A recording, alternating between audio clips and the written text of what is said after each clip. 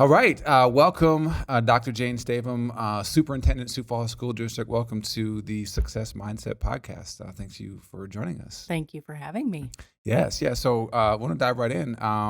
As we think about this topic of success, again, I wanted to hear folks who aren't familiar with you in our community, give a little background. What's your kind of story? What's kind of your journey of arriving in this fine city of Sioux Falls, South Dakota? I'm so glad I've arrived in Sioux Falls.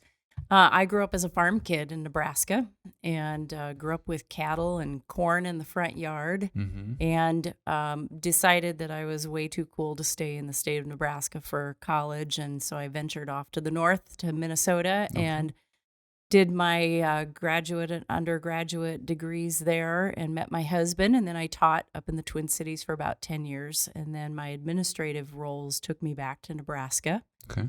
And then I did a little brief detour out to the West Coast, my wild Washington years, where we did our empty nester thing. And it was great, but we really missed the Midwest. My parents had some health problems. So right about that time, Sioux Falls opened up, and we just thought it'd be a great place to be, and we were right. So here we are. That is awesome. Awesome. What did you teach? Well, I taught music my first few years, and then I taught just a regular ed classroom, and then I was a gifted ed teacher. Okay. And did some curriculum work at a classroom level. So I had a lot of really fun roles. I love teaching. That's fantastic. Yeah, people forget you're a teacher, though. As soon as you become an administrator, you've gone to the dark side, and it somehow erases all of your years of teaching. No, I still know what it's like being in your shoes. Really good stuff. So on your journeys, obviously, the part of this podcast for me is, and having this discussion is, so many people disassociate themselves that success is possible for them. And, really it's a perspective. Been challenging folks, you have to carve out what does success mean to you and find your path forward. But what are some of those maybe life lessons that have helped fueled you along your journey from popping around in Minnesota to the West Coast, et cetera? What are some of the things that stick out for you that really helped fuel your journey of the success you've achieved? Yeah, I think there's a few things that are really key. One of them is the people, one of them is the places, and one of them is the perseverance. And so, often people know us kind of at a point in time and where we are in life, and they didn't see that journey to where we are and what we do. Yeah. And so I'm a superintendent now, so if you meet me now, you don't know about the 32 years that led to being in this position, and that meant going back to school a lot and spending a lot of money on education. That meant asking my family to move at times. So that place piece, when you have opportunities, you have to make some sacrifices. And that might be moving and uprooting your family. That wasn't easy. But that's part of, looking at a door that opens and then trying to gauge if that's a good thing for your family and kind of letting it play out. And sometimes it works out and sometimes it doesn't, but you have to be willing to look at all of the sacrifices that might go to that. And then the people part of it, I've been so fortunate. I had wonderful mentors all along from my very first days in college and even in, high school and elementary school.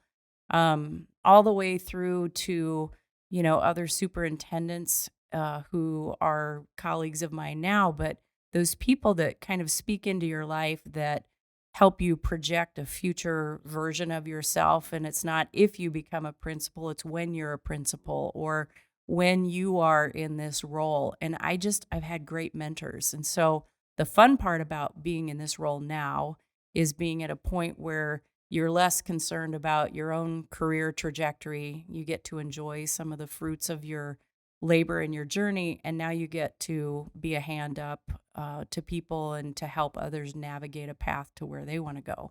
And that's the real fun.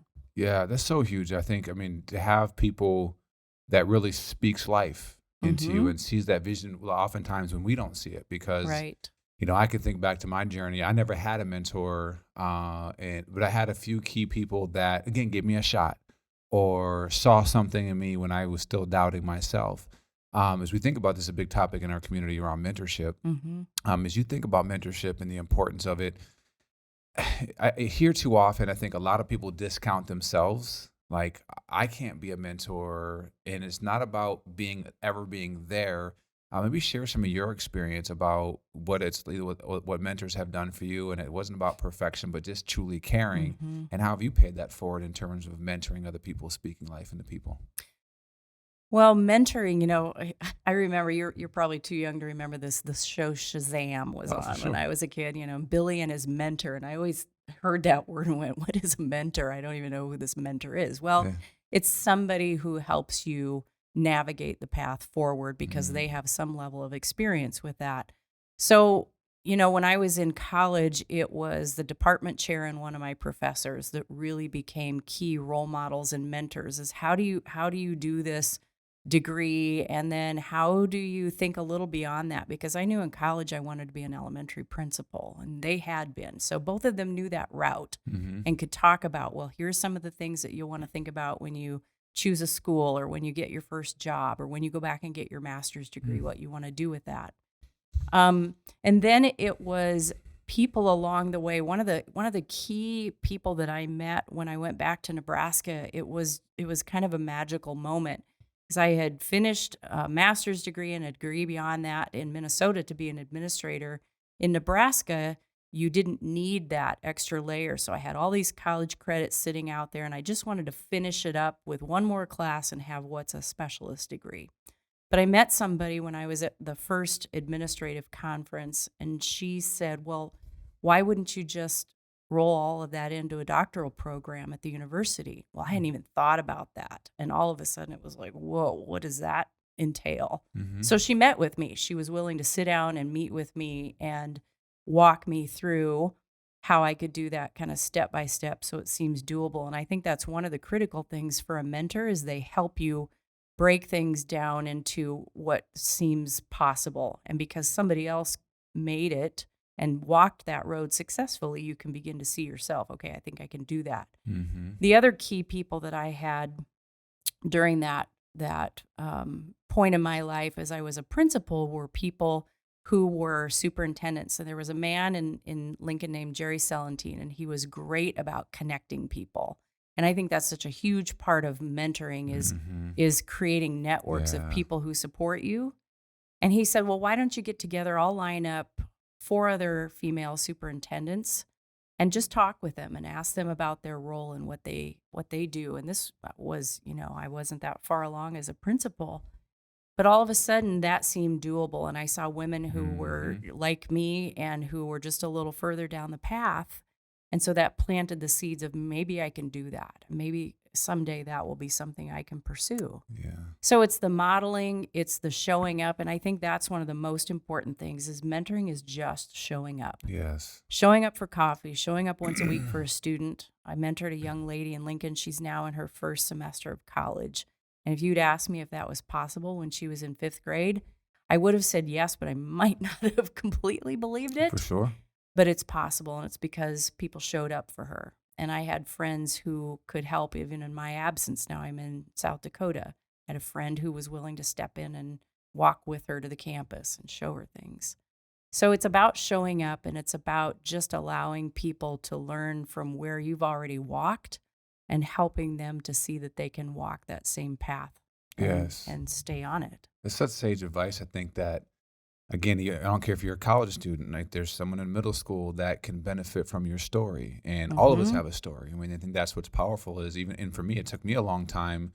I really in this last 5 years when we launched Think 3D, I just started getting involved in the community and various things, believing I had something to offer. It was just always its own path. But you realize it's not about where you're going per se. It's about there's hundreds of people that could benefit from where you've been. And if you can help them believe that they too can do it, that's such a huge thing. Yeah. Now you mentioned the word, and I think this is a big topic, sacrifice. I think so many people, sacrifice has kind of this negative connotation, but we're all sacrificing something. Even if you're sacrificing your potential success for being on your phone 3.5 hours a day or whatever, there's always the sacrifices. Maybe walk through what was some of your processes? You talked about having to make sacrifices, moving your family around, or again to climb the ladder and do the various things. Like it took sacrifices. How have you engaged with sacrifices? What maybe some of your thought processes of how to go about it to make sure it's the right decision for you? Yeah, well, that's a big question. A lot of it is, what are you willing to give up to get something? And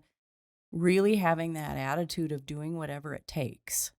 And there were, of course, you're at different stages of life and you try to make things work. So I was working full time. I had a child who was ill and in the hospital often. I was in my graduate program and having to figure out how to do that every day. So it meant staying up really late at night to do a paper or to do a class. It meant leaving one night a week for a class that I had to go to campus and take. It might have meant missing one of my own kids' events because I had an event at my school. And so luckily I still have him, a spouse who was willing to partner with me in that. And that's such a huge thing.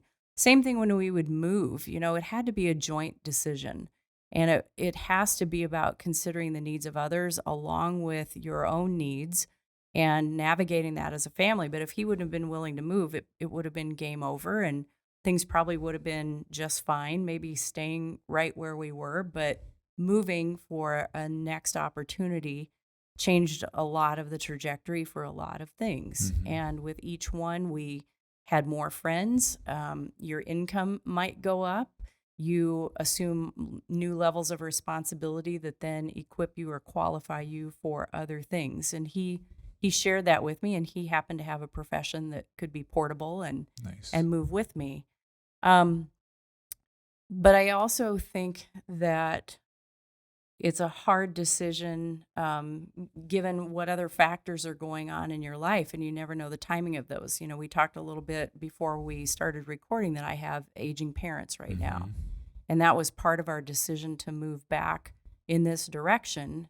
And so it's navigating some of those things that happen. It might be a family illness that happens or something catastrophic that comes along that then changes the variables with what you're dealing with. And so I just think it's this constant process, and you can make plans, but sometimes your plans change. The other thing I would just say is, my faith plays a big part in how I try to live my life. Yeah. And I always just felt a nudge when it was time to think about something new. And maybe it was in the form of a person who might have said something or a door that opened up. And I feel like it's our responsibility to look at those possibilities as an opportunity to serve. And I have always wanted to serve the greatest number of people for the greatest good. And so did that serve my bigger purpose if I was going to consider something new, or did that detract from that purpose? And so, I think we all have to know what that is for ourselves, but we do get cues and we do get nudges and we do get doors, and then we have to decide what we're going to do about that. Yeah. Let's talk a little bit about, because I think for a lot of folks, you have to have a vision of where you want to go. It never always ends up the exact way you thought it was going to go. One of my favorite quotes comes from, I'm not going to get it exact, but Zig Ziglar says, go as far as your eye can see. That's all you need to worry about, just as far as your eye can see. And then as soon as you get there, you'll be able to see that much further. And so obviously, I'm sure the iterations of what you thought your life would look like has changed several times. How do you balance, again, making sure you're planning for the future, having ambitions and goals of what you're shooting for, but then also, as you said, leaving it open to the door shifting in certain opportunities? How far out do you look and leave open flexibility to kind of be in the moment, to kind of what, your faith leads you to, or the things that you believe is that next phase of your life? Yeah. Sometimes I think it's a blessing and a curse, and I have never been somebody who is easily content. And that was one of the best things about going to the West Coast is I think, I kind of got it beaten into me to be content to be back here where I wanted to be, back near family and not have mountains between me and the people I loved. But, there are just things about how people are wired. I have a relative, and he would be happy to never move, never rearrange the furniture, never, go too far outside of his comfort zone. And he is good with that. And I just am not, so it's part of just how you're wired.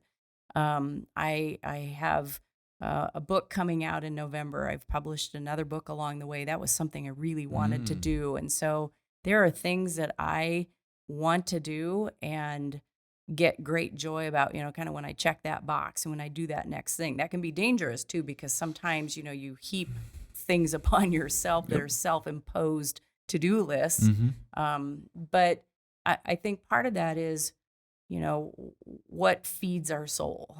And Yeah. for me, I always kind of have to have something going on that feeds my soul. My husband gets really worried when I start looking around and saying, I wonder what this would look like if we painted it. He's like, no, because Watch TV. yeah, let's do something not as expensive. But I just think you always have to kind of be looking for that, but yet you have to gauge reality too. I mean, I know, well, I shouldn't say I know because then something will happen, but it won't, because I love Sioux Falls and I am very content here. And this will be my last superintendency. I don't want to do it anywhere else but here. That doesn't mean that will be my last job. Yeah. But that's been a goal, and I love what I do and where I do that now. And so, I think part of it is getting to where you want to be and enjoying the road getting there.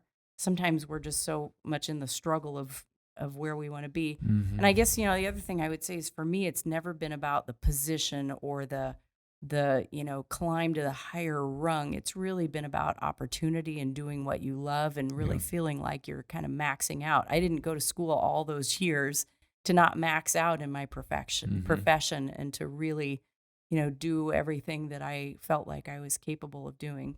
And, you mentioned something earlier. Sometimes our biggest cues are seeing things that aren't going well. I had 7 principals in 6 years and some superintendents that I worked with along the way, and they weren't all highly effective for how they did things, but I learned from all of them. But sometimes you learn what you don't want to do, and then it occurs to you that maybe you could try your hand at it and do as well or better. And so sometimes we learn from those situations as well. And I do think the mindset around work is very different. And we're heading into a period of time with workforce shortage and just how people think about work and where they work. And I also, think we need to emphasize the value of staying and some longevity. I've had longevity in my profession. I've had years in different places, but it's still been within my profession, and there's value to that. Yeah, I mean, we're in the forefront of it in our business. We work with organizations and their culture, and it's going to get painful, right? I think with the workforce stuff, and I don't think everyone really realizes that. I just saw the most recent statistic that the average individual will change jobs 12 times. 12. That's I would believe every that. 4 years. And there is something to be said about longevity, and I think as well as this up and coming generation realizing nothing's ready made. Yeah. Nothing in our life has ever been just ready made for us, and you just walked into something perfect. But having the mindset that you have to be willing to participate in making it better, right? Not waiting for a boss or an organization just to make it. Now, yes, they have to participate in that, but there's a middle ground, a sweet spot in that. And I think a lot of that it's hard work sometimes for folks. One word that is my new intimate word is discipline. And society has a very negative association with discipline. Well, the reality is discipline is that bridge between your dreams and where you are today. If you're not disciplined, you're not going to get your doctorate or not going to go do these different things or again, just achieve whatever you define as success. What advice would you give in terms of, this upcoming generation, these kids in our school district, even some of the teachers to say, when you think about your dreams and aspirations, what mindset should they be prepared to have in order to really accomplish the things they say they want in life? I love the word discipline, and you learn it along the way, but we also have a mindset of trying to spare people of discomfort. And discipline often equates with some level of discomfort and struggle. And that's what breeds experience and perseverance. I mentioned that word earlier, and staying with something long enough to enjoy the benefits of what come after the struggle. And having something to offer other people because of the struggle that you went through. So I would say one thing is parents need to let their kids struggle. And they need to not swoop in and save quite so quickly or easily. And that's easy for me to say. I had a child who, forgot his homework or, needed something along the way. And you want to always help your kids, but not do it for them. And where I particularly see that it's most concerning isn't even while they're in high school, but when they get into those first few years of college and they have new levels of struggle because there isn't somebody right, in the same place or down the hall that can kind of swoop in and rescue. And so they quit and they come home, and then they want to try something else that's less of a struggle. Mm-hmm. And so I think that's one important thing. The other thing is work, and a lot of our students may or may not be thinking about work during high school. And I get it. Kids are busy. They're in activities. We want them to be involved, but having a job to do and starting to earn some money even in high school is a really beneficial thing, because that breeds that, my favorite saying is get up, dress up, and show up. Mm-hmm. And we see more and more of a need for that. And so allowing kids to have some work, I think, is a good thing. And then I think back to what I said earlier, is speaking into them in terms of that long range mindset about, yep, you're going to be an adult and you're going to work and you need to work. And we work because we find joy in our work, but we also work because we have to pay for a place to live and pay for our food and pay for Mm-hmm. things for our family. And there is great worth in work. And we've kind of lost some of that. When we grew up, it was, well, what do you want to be when you grow up? Well, I want to be this thing we could point to. Mm-hmm. A nurse, a doctor, a firefighter, a teacher. I think the world of work has grown more complex, and there are so many opportunities out there that it's kind of hard for kids to define.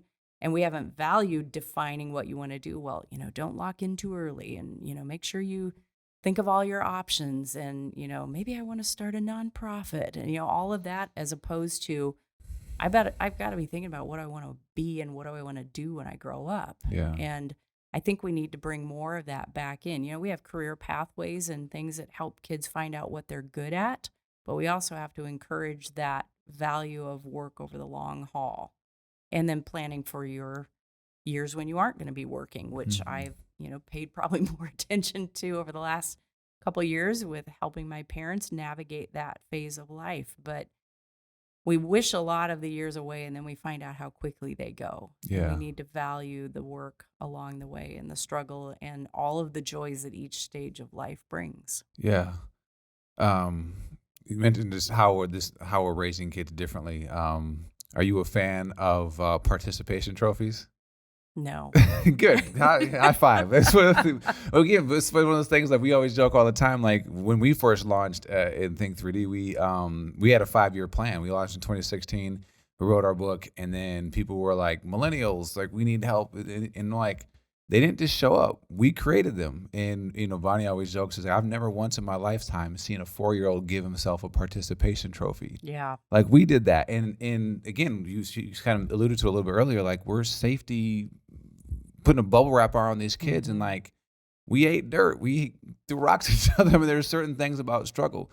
And I think a lot of people aren't prepared for failure. And so when they face some of that resistance and those type of things, maybe share a little bit about how have you viewed failure? How has failure helped you truly learn and grow in life? Because without our failures, you don't grow at the same clip or the same Mm-hmm. speed. How do you view failure, and what advice would you give for this up and coming generation to say, don't go looking for it, but embrace it when it comes? Mm-hmm. And you know what? I think when you think about the term failure, it kind of takes on this connotation of this all or nothing mindset where I did this thing, then I utterly failed, and it means a complete restart and overhaul and starting over, where there are daily small failures. Maybe it's one of those disciplines that you talked about where you failed to use your time wisely, Mm-hmm. or you failed to give it your all during practice for maybe an event or something that you're involved with. Maybe it's how you spoke to a family member, in anger.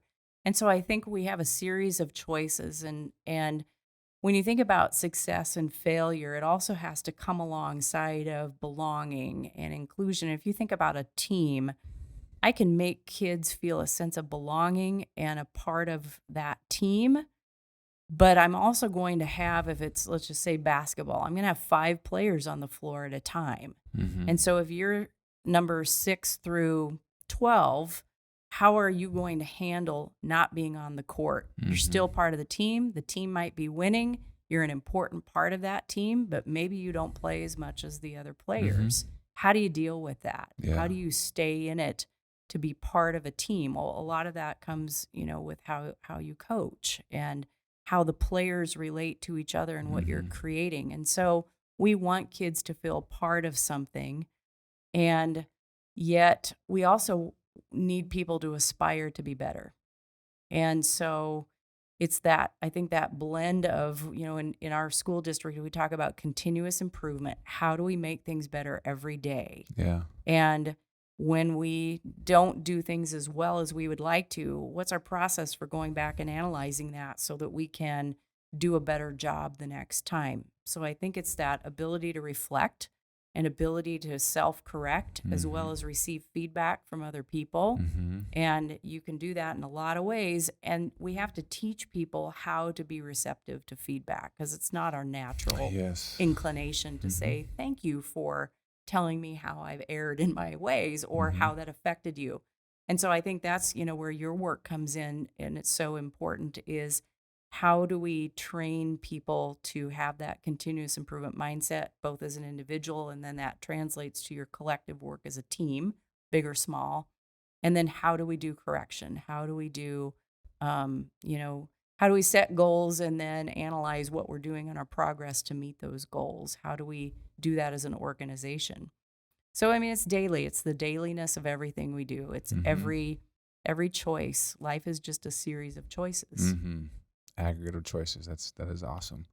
You mentioned team. I think when I think about success, and you hear most people, think about success, if I were to ask them, tell me the top 10 greatest moments in your life, one commonality amongst almost every single person, and it has to do with other people. And so obviously success by itself there's no such thing, right? There's no individual thing. How do you see that? How has relationships played into your success with your friends, obviously family? How do you view relationships and the importance of really finding that sphere, that tribe to do life with, in terms of how it feeds and fuels your success?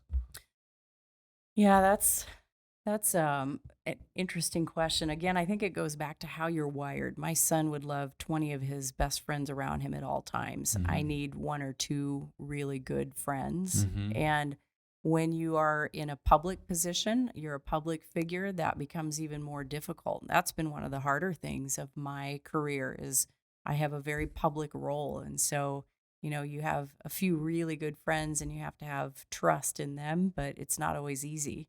So I have people in my profession who are great friends who can relate kind of on a professional level. I have friends from my childhood and college years that are still really good friends. And I have a great husband who is my best friend. So I have that kind of a network where I can pick up the phone or send a text or have somebody who can debrief or, talk it through or just listen or, be happy and goofy and silly together. Yeah. My cousin and I are best of friends since day one. We're about the same age, and we've always just had a really different kind of a bond than most cousins do. So I have that. And then, when you talked about being in Sioux Falls and when you started new into this profession, we have a tremendous network here in Sioux Falls. And, last year with COVID and everything, I thought, how are you going to connect as somebody new to the community? And people made that so easy because they extend the hand of friendship and of, being a colleague, whether it's Rotary or the Chamber or so many of our community groups and organizations that we're part of for interest or whatever it might be. And that's how you get friends in your community, and that's how you look out for each other and collaborate and just enjoy being in a great place like this city. I mean, you and I met early on because we decided to have a cup of coffee together, and somebody said, hey, you should meet with him. And somebody might have said to you, hey, you should, try and go over and say hello. She's new. And so you have to extend yourself and you have to make the time for it. Yeah. And people have done that. This is a really healthy community for that. So even after 1 year and a few months, I have any number of people that I feel like I could call or text or just get together for lunch or a cup of coffee, and that's what keeps you connected to your community too. Yeah, make it a priority. It's important. Absolutely. It's Yeah. very important. As we have this, obviously all these wonderful kids coming up through our school system, which again, hats off to all you teachers and everyone that works in the school district. I think COVID taught me early on. Again, we should triple your guys' salary because I couldn't do it. I would have had to help teach my kid from They're home for a few amazing. days. It is amazing. If you had a young kid coming up to you, say, Dr. Stavem, I want to be successful in life. What are a few pieces of advice you would give to a young person coming up saying, I want to be successful? No idea what they want to do, but I just want to be successful. What advice do you have? We have such great kids, and I feel like people are at such a disadvantage if they don't come into our schools for something regularly, because if you actually work with our kids and you interact with them on a regular basis, it brings so much hope because they are so smart and so articulate Yeah. and so motivated in so many ways. And so I think part of it is trying a lot of things to really find out what your interests and aptitudes are. What do you really love to do, and what really kind of, gets you up in the morning? And being involved with an activity, an athletic, opportunity, all of those things are what connect you to other people, but they also help you find out what you're good at and what you really enjoy doing, which leads you then maybe into a higher ed opportunity, which leads you into maybe a life opportunity. So I think that's one thing, is being involved and finding out what you're good at and what you love. The other thing is having those few really good friends, because, middle school, high school, elementary school, none of those are easy to navigate. And if you have a few really good friends by your side, it's a whole lot easier and a whole lot more fun. I had 3 really great friends in high school, and going somewhere together, having fun, the memories that you have, that's really, really important. And then, I love that you brought in the word discipline, because it is discipline. And if I could give advice to any middle school or high school right now, it would be get off social media. Get Amen. off. Not Preaching. put the phone away, because I don't think that's ever going to happen, Yep. because that's just how kids communicate. Yep. But the damage that is inflicted from Oh. social media, with just at the basic level time usage, but then how we take our cues of who we are as a person because somebody did or didn't like something. Or the worst thing that I've heard recently is on one of the apps, you can find out where all your friends are, so then you're being left out. Oh, It's why? awful. It's horrible. And when you hear kids who have gotten off of social media, it's just night and day. The depression factor, the feeling of inadequacy, all of that is so deeply tied to that now, that I just feel like the harm being inflicted is catastrophic. So I think that's another big piece of it. And then just knowing that your time in K through 12 is so short compared to the rest of your life, is you got to look up, you got to fly up a little bit higher and look out a little bit farther to really think about what the opportunities are ahead Yeah. and what's coming, because you're going to have a great life. Yes. And so start being hopeful for the things to come after this moment where you're in right now. And, we're all kind of, we get plopped into life with this group of kids that we go through school with, and we don't realize it until you get to college or beyond that there's like a whole bunch of people out there, and you can pick your friend group and pick what you want to do. And that comes very quickly, but that hope for the future, and then just really relying on your friends and family around you. If you are feeling like you need some support, ask for help, ask for people to come alongside you, and know that people love and care for you every day. Yes. Very important. Last question I have, I like to call it the rocking chair test. Many have heard of it, but think forward on, those final few years of your life, 80, 90, whatever you're aspiring to live to. I'm aspiring to 95. 95, Yeah, all right. that's So, my cutoff. so we're about 93 years old. You got still a couple solid years left. When you look back over your life, one of the quotes that I use a lot is a life of regret is one that is filled with an abundance of unintentional living. So at 93, what are a few of the things that it will take for you to look back with satisfaction? Did you say, like, That was a life well lived. That was a successful life. What are a few of those things that are kind of key for you that you'll look back with satisfaction and a smile to say that was a life well lived? Well, I guess the good thing for me is I think I could do that right now. I've told my husband, I feel like the rest of life is just frosting because I have enjoyed so many things, from having my own family to the joy I get. I got a text message this morning from a new teacher I hired back in the day who is now a superintendent in a small district. And seeing that you actually do make a difference is really fun. And it's fun because you see people getting to do what they wanted to do. And so, if I die tomorrow, I'm good with that.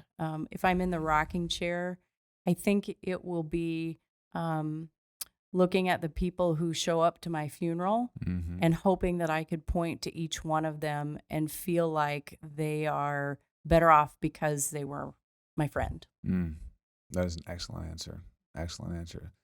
Thank you so much for joining, dropping some knowledge on us and perspective. I think this is why it's important for folks to see, like, it's possible for all of us.